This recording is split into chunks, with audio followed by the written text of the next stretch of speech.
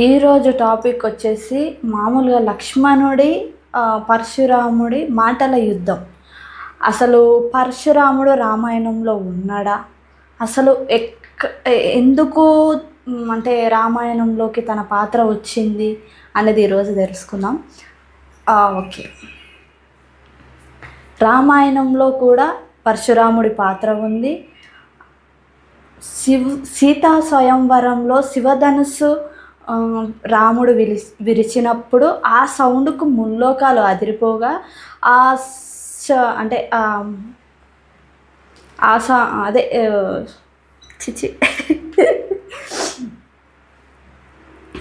సీతా స్వయంవరంలో రాముడు శివధనుస్సును విరిచినప్పుడు శివధనుస్సును విరిచినప్పుడు ఆ శబ్దానికి ముల్లోకాలకి వినపడేది.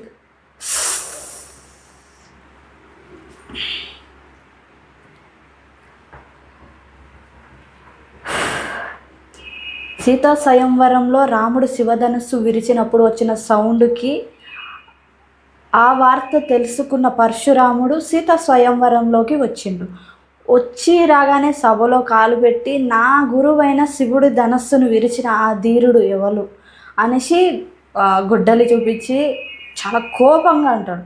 అన్నప్పుడు లక్ష్మణుడు జోక్యం చేసుకొని అక్కడనే వాళ్ళ మాటల యుద్ధం స్టార్ట్ అవుతుంది.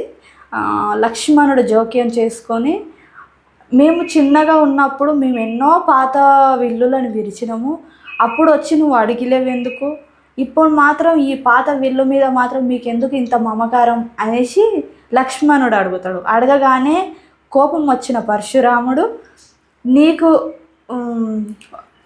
పిచ్చివాడా, నీకు శివధనుసు గురించి నీకేం తెలుసు, ఇది వేరే మామూలు అంటే నీకు మధ్యలో ఆపుతాను, పిచ్చివాడ, శివధనుస్సు గురించి నీకేం తెలుసు, చిన్నపిల్లలు ఆడుకునే వస్తువు అనుకుంటున్నావా శివధనుస్సు అంటే అని కోపంగా పరశురాముడు అంటాడు. అనగానే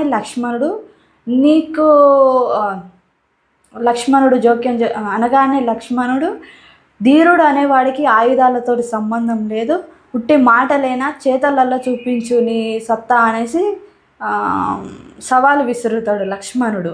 అప్పుడు రాముడు జోక్యం చేసుకొని, ఆ శివధనుస్సును విరిచింది నేను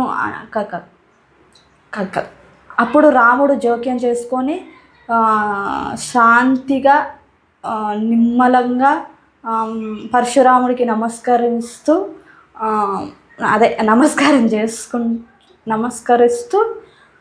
నేనే ఆ విల్లు విరిచింది, మీకు ఏ కోపం ఉన్నా నా మీద చూపియండి, నా తమ్ముడైన లక్ష్మణుడు చిన్నవాడు, తనకేం తెలియదు అనేసి రాముడు అంటాడు.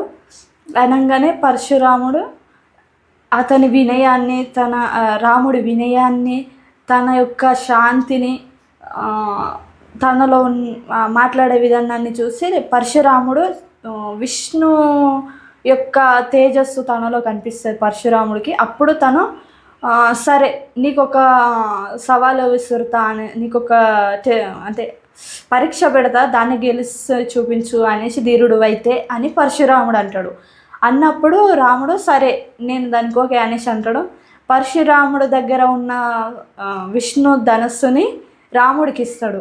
రాముడికి ఇచ్చి విష్ణు ధనస్సుకు నారి ఎక్కి పెడితే నేను అప్పుడు ఒప్పుకుంటాను, ధీరుడివి అని పరశురాముడు అంటాడు. సరే అనేసి రాముడు తీసుకొని దాన్ని సునాయాసంగా అంటే చాలా ఈజీగా తీసుకొని నారి ఎక్కి పెడతాడు.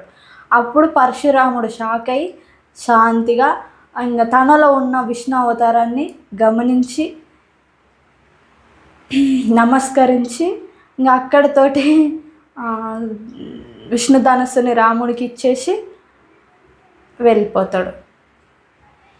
అసలు ఈ స్టోరీ అంత కారణం దీనికి, ఇది అంతా జరగనికి, ఈ లక్ష్మణుడికి పరశురాముడికి జరిగే ఈ మాటల యుద్ధానికి కారణం అసలైన పాయింట్ ఏంటి అంటే, పరశురాముడు విష్ణువే పరశురాముడి అవతారం, అట్లే రాముడి అవతారం కూడా విష్ణుమూర్తి.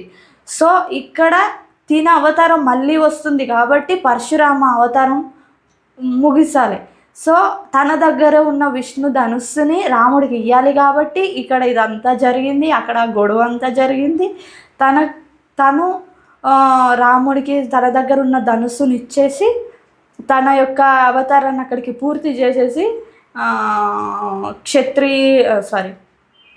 ఏమంటారు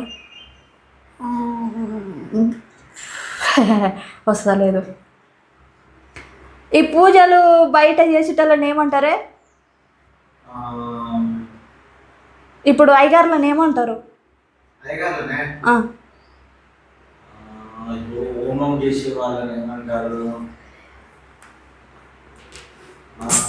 సరే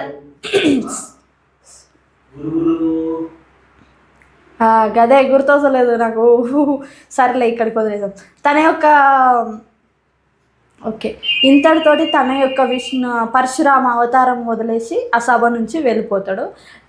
ఈ తనలో ఉన్న కోపాన్ని, అదే పరశురాముడికి ఉన్న గర్వం, కోపం ఈ ఈ ఈ సభలో జరిగిన గొడవ అంటే మాటల యుద్ధం ద్వారా ఇక్కడ రాముడు శాంతి, దీనివల్ల తన గర్వం, కోపం వదిలేసి తన యొక్క అవతారాన్ని ఇక్కడికి ముగించి సభ నుంచి వెళ్ళిపోతాడు శాంతితోటి. నెక్స్ట్ వీడియోలో అసలు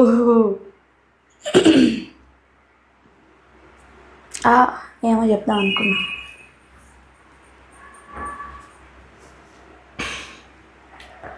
మన ఛానల్ని సబ్స్క్రైబ్ చేసుకోండి, సపోర్ట్ చేయండి, లైక్ చేయండి. Thank you.